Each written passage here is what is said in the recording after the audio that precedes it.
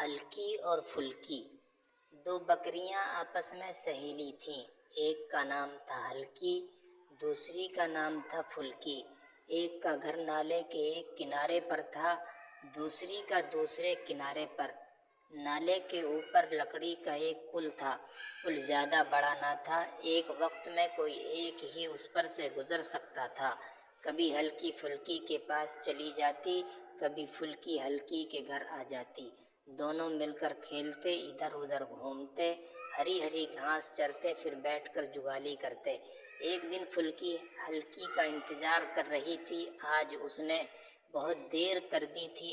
تنگ آ کر پھلکی نے سوچا کیوں نہ میں خود ہی اس کے پاس چلی جاؤں، کیا خبر وہ بیمار پڑی ہو۔ یہ سوچ کر وہ نکل پڑی اور پل پر چلنے لگی۔ اچانک اس نے دیکھا کہ ادھر سے ہلکی چلی آ رہی ہے۔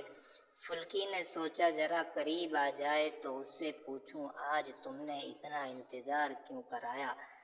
چلتے چلتے دونوں آمنے سامنے آ کر رک گئیں۔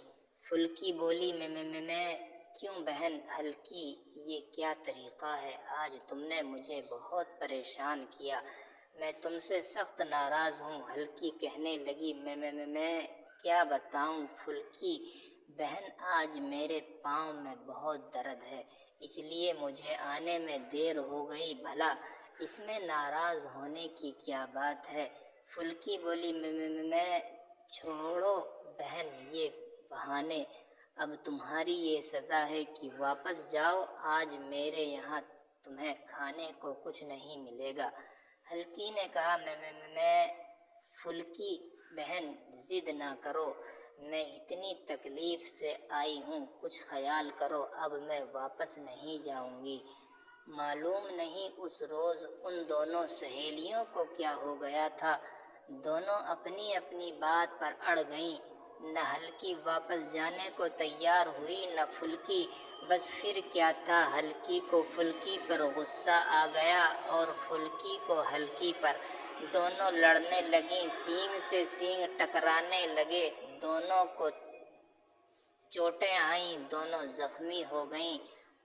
وہاں تیسرا تو کوئی اور تھا نہیں جو جھگڑا چکاتا یا ان دونوں میں میل ملاپ کراتا۔ پل تو تھا بہت تنگ، بس لڑتے لڑتے دونوں کے پاؤں جو پھسلے تو جھپاک سے دونوں نالے میں جا گریں۔